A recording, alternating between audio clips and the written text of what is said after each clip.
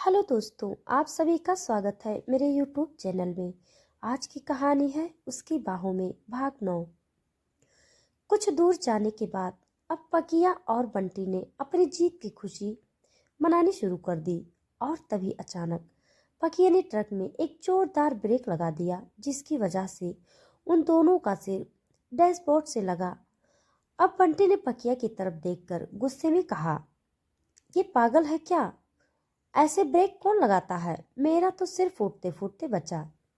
अब पकिया ने बंटी को सामने देखने का इशारा किया तो सामने देखते ही बंटी के होश उड़ गए, क्योंकि सामने एक कार खड़ी थी और उस कार को देखकर पकिया और बंटी ने एक दूसरे की तरफ देखा और अब ट्रक से नीचे उतर कर आए। और जैसे ही उस गाड़ी की तरफ आए, अचानक गाड़ी का दरवाजा खुला और उसमें से अभय बाहर निकला और गाड़ी से टिक कर खड़ा हो गया और उसके पीछे ही शेरा भी खड़ा था। अब अभय ने अपने होठों के बीच एक सिगरेट फंसा ली और उसके गहरे गहरे कश लेने लगा। पकिया और बंटी ने अब अभय की तरफ देखकर कहा, बॉस, आप यहाँ? उनकी बात सुनकर अभय ने पकिया की तरफ देखकर कहा, हाँ, हम एक बार ट्रक में रखा सामान चेक करके आओ। उसकी बात सुनकर अब वो दोनों चौंक गए और अभय की तरफ देखकर बोले, पर बॉस, आपके सामने ही तो हमने मॉल को चेक किया था। पर अभय ने पकिया की तरफ देखा तो पकिया अब ट्रक के अंदर। जब पकिया ने उन बॉक्सेस को खोल कर देखा तो उसके होश उड़ गए, क्योंकि सामने बॉक्सेस में हथियार की जगह बच्चों के खेलने वाले खिलौने पड़े थे। ये देखकर अब पकिया ने बंटी की तरफ इशारा किया तो उनके होश भी उन खिलौनों को देखकर पागता हो गए और अब उन दोनों की नजर अभय के चेहरे पर पड़ी, जिस पर इस वक्त डेविल स्माइल मौजूद थी। अब अभय ने उनकी तरफ देखा और बोला, तुम्हें क्या नाम? तुम अभय ठाकुर की नाक के नीचे से इतना बड़ा काम करोगे और अभय ठाकुर को भनक तक नहीं होगी? अभय ठाकुर तो वह खिलाड़ी है जो उड़ती हुई चिड़िया के पर भी गिन सकता है।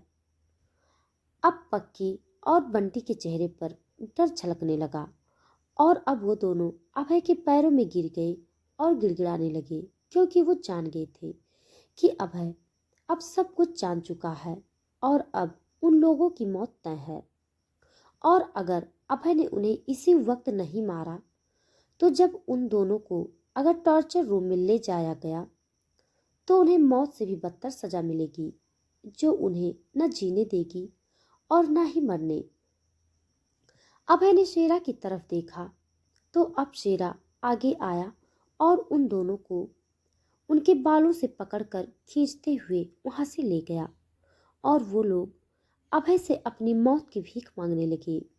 पर अभय नाम दोनों की तरफ देखा भी नहीं और अब शेरा उन दोनों को वहां से लेकर चला गया। इधर दूसरी तरफ आर्या घर पहुंची तो उसकी रश्मि चाची जी हॉल में बैठी हुई थी और उनके साथ ही कुछ औरतें भी बैठी थी। तभी उनमें से एक औरत ने आर्या की तरफ देखकर कहा, ये तो आर्या है ना, आपकी जेठानी की बेटी? उस औरत की बात सुनकर रश्मि जी मुस्कुराकर बोली, जी। तब उनमें से एक औरत ने कहा, क्या बताऊं रश्मि जी, आपकी जितनी बड़ाई की जाए उतनी ही कम है। उनमें से एक औरत ने कहा, और नहीं तो क्या, आजकल तो कोई खुद के बच्चों का भी इतना ध्यान नहीं रखता जितना आप आर्या का रखती हैं, और पढ़ाई लिखाई और सब कुछ का इतना ध्यान रखते हैं। मैं तो कहती हूँ कि आर्या को तो आपके किसी भी बात के बिना, किसी सवाल के हमेशा मान लेना चाहिए। आखिर जो लोग बचपन से ही आर्या की देखभाल और इतनी मदद कर रहे हैं, वो लोग तो आर्या के लिए हम भगवान समान होने चाहिए। आप सभी औरतें उसे औरत की हमें हाँ में मिलाने लगी और उन सभी औरतों की बात सुनकर रश्मि जी अपनी तारीफ रश्मि जी काफी खुश होने लगी और अब उन्होंने आर्या की तरफ प्यार से देखा और बोली, जो आर्या बेटा, तुम भी थक गई होगी ना, जो तुम भी थोड़ा आराम कर लो, तब तक मैं तुम्हारे लिए कुछ खाने के लिए लाती हूँ। आर्या उनकी बात सुनकर फिर थोड़ा सा मुस्कुराई, क्योंकि यह हमेशा का ही होता था। जब भी मोहल्ले की एंट्री आर्या के घर पर आती थी तो ऐसे ही रश्मि जी की तारीफ किया करती थी और रश्मि जी भी आर्या से ऐसे ही मीठी मीठी बातें करती थी। पर आर्या ही जानती थी कि यह मीठी मीठी बातें कितनी प्यार भरी और सच्ची थी। खैर, आर्या ने कुछ कहा नहीं और चुपचाप अपने कमरे में चली गई। अपने कमरे में आने के बाद आर्या ने अपना बैग बिस्तर पर फेंका और खुद भी बिस्तर पर उल्टा लेटकर और अपना मुंह पिलो में छुपाकर रोने लगी। वह उसे उस वक्त की बात याद आ रही थी जब अभय ने उसे कॉरिडोर में खींचा था और जबरदस्ती किस किया था। आर्या को तो अभय के बारे में कुछ पता भी नहीं था। हाँ, उस दिन अभय ने उसकी मदद की थी जरूर, पर उसे पता नहीं था कि जिस दिन वह क्लब में नशे में थी उस दिन भी अभय नहीं, उसे राहुल और उसके दोस्त विनीत से ही बचाया था। अभय वैसे तो बनारस का सबसे टॉप बिजनेसमैन था और आए दिन उसकी खबरें न्यूज़पेपर और फोन में आया करते थे। आर्या के पास खुद का फोन नहीं था और अगर उसे कभी नेहा या फिर उसकी चाची का फोन मिलता भी था तो भी उसके पास इतना टाइम नहीं होता था कि वह इतना कुछ देख सके। वैसे तो अभय ठाकुर के बारे में बनारस का बच्चा बच्चा जानता था, पर शायद एक आर्या को ही अभय के बारे में नहीं पता था। उसे वक्त भी कहाँ मिलता था। घर के सारे काम करने के बाद ही रश्मि जी उसे कॉलेज जाने देती थी और वापस आने के बाद भी सारे काम उसे ही करना पड़ता था और उसके बाद उसकी पढ़ाई भी तो थी। और आर्या इस वक्त यह सोच रही थी कि आखिर वह क्यों कह रहा था कि वह सिर्फ उसकी है और वो पागल है आर्या के लिए, जबकि वह तो सिर्फ एक ही बार मिले थे और उस दिन न आर्या ने अभय से कुछ कहा था और ना ही अभय ने। अभय के बारे में सोचते सोचते आर्या गहरी नींद में चली गई, उसे पता ही नहीं चला। वहीं दूसरी तरफ एक बेसमेंट में अंधेरे के कमरे में इस वक्त दो लोगों की चिल्लाने की आवाजें आ रही थी और ये दो लोग और कोई नहीं बल्कि पकिया और बंटी ही थे, जिन लोगों को इस वक्त 3rd डिग्री टॉर्चर दिया जा रहा था। और वो लोग अब उस दर्द को सहते सहते अपनी मौत की भीख मांग रहे थे, पर इतनी आसानी से उन्हें मौत भी नसीब मिलने वाली नहीं थी। अब शेरा ने उन लोगों के ऊपर खौलता हुआ पानी डाला और वो दोनों अब दर्द से चिल्ला उठे। उनकी पूरी खाल निकल चुकी थी और जब उन जगहों पर खौलता हुआ पानी गिरता तो वो दोनों दर्द से पिलपिला उठते थे। अब अचानक बेसमेंट का डोर खुला और अब अभय अंदर आया और इस वक्त अभय का चेहरा किसी शैतान से कम नहीं लग रहा था। अब उसने उन दोनों की तरफ देखा जो अब काफी अधमरी हालत में पहुंच चुके थे। शेरा ने उनकी खातिरदारी में कोई कमी नहीं छोड़ी थी कि हालत देखकर अभय ने शेरा की तरफ देखा और बोला, वेल डन शेरा। अब अभय पकिया और बंटी की तरफ मुड़ा और उन दोनों की तरफ डेविल नजरों से देखकर मुस्कुराया। अब पकिया और बंटी अभय के पैरों में गिर गए और उनसे गिड़गिड़ाने लगे और बोले, प्लीज बस हमें माफ कर दीजिए, हम पैसों के लालच में अंधे हो गए थे और इसीलिए हमसे गलती हो गई।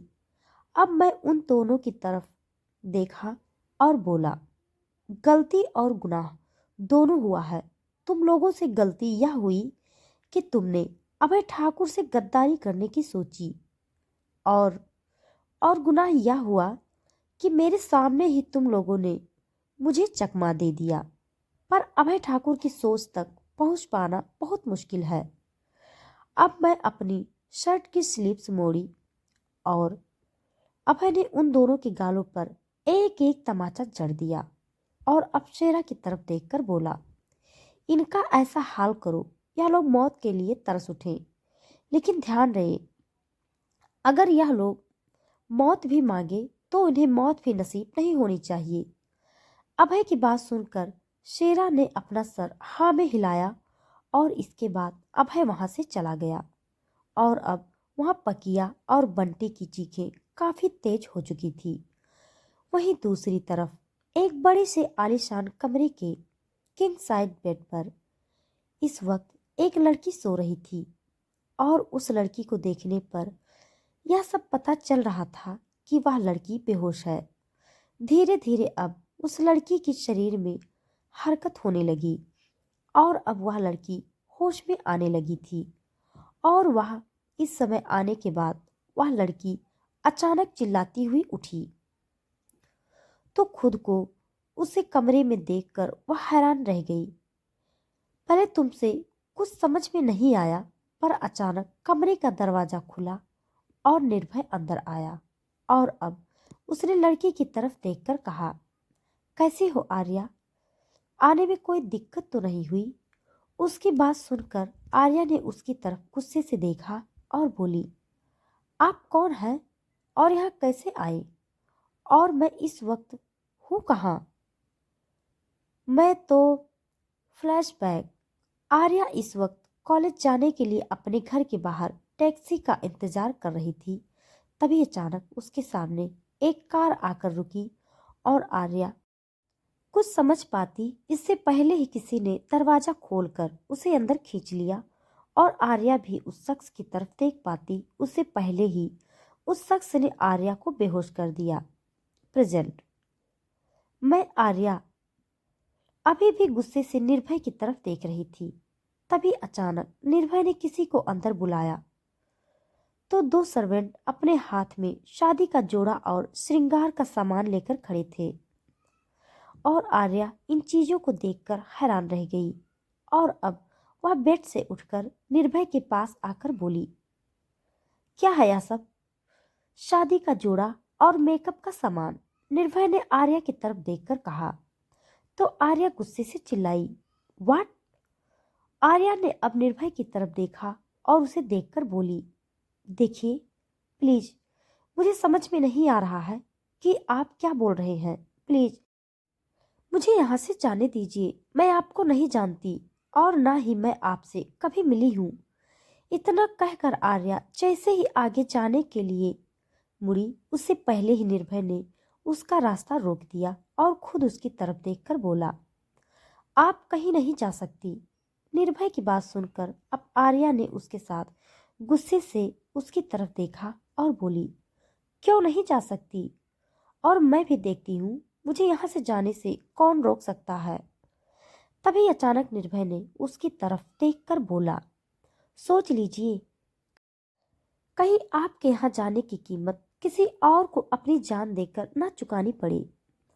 उसकी बात सुनकर अब आर्या के जाते हुए कदम रुक गए और अब उसने निर्भय की तरफ हैरानी से देखा और फिर उसने उसकी तरफ देखकर कहा, क्या मतलब है आपका?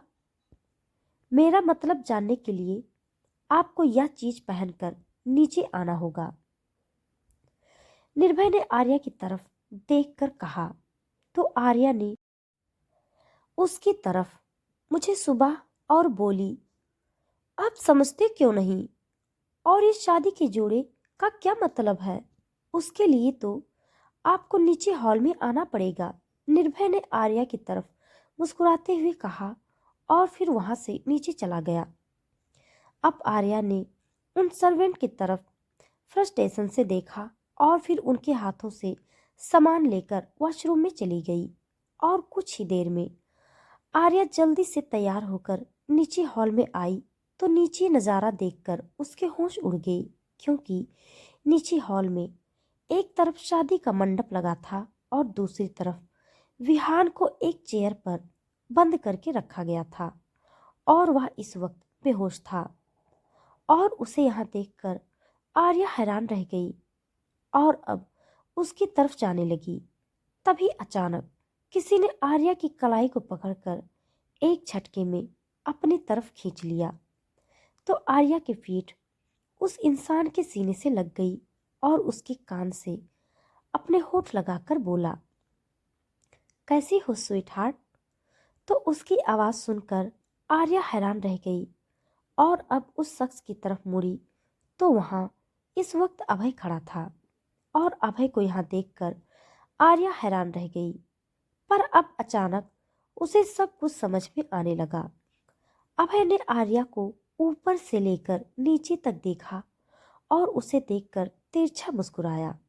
इस वक्त आर्या ने रेड कलर का लहंगा पहन रखा था और उसे लैंग्वेज मैचिंग ज्वेलरी पहन रखी थी और अपने लंबे बालों को उसने खुला ही छोड़ रखा था। माथे पर छोटी सी बिंदी, कलाइयों तक भरी भरी चूड़ियां, नाक में बड़ी सी नथ और होठों पर रेड कलर की लिपस्टिक। वैसे तो आर्या ने इतना कुछ भी काफी जल्दबाजी में पहना था और उसने अपनी लुक्स पर ध्यान भी नहीं दिया था, पर फिर भी आर्या इस वक्त काफी खूबसूरत लग रही थी। अब आर्या ने अभय की तरफ देखकर उसके चेहरे पर एक थप्पड़ जड़ दिया और अब उसे थप्पड़ की गूंज उसे पूरे मेंशन में गूंज गई और अब अभय का चेहरा गुस्से से तमतमा गया और उसने अगले ही पल धमाका। तो दोस्तों, आज के लिए बस इतना। इसके आगे का भाग जानने के लिए आप सब मेरे साथ बने रहिए। हमारी कहानी आप सबको कैसी लग रही है कमेंट बॉक्स में जरूर बताइएगा। तब तक के लिए धन्यवाद।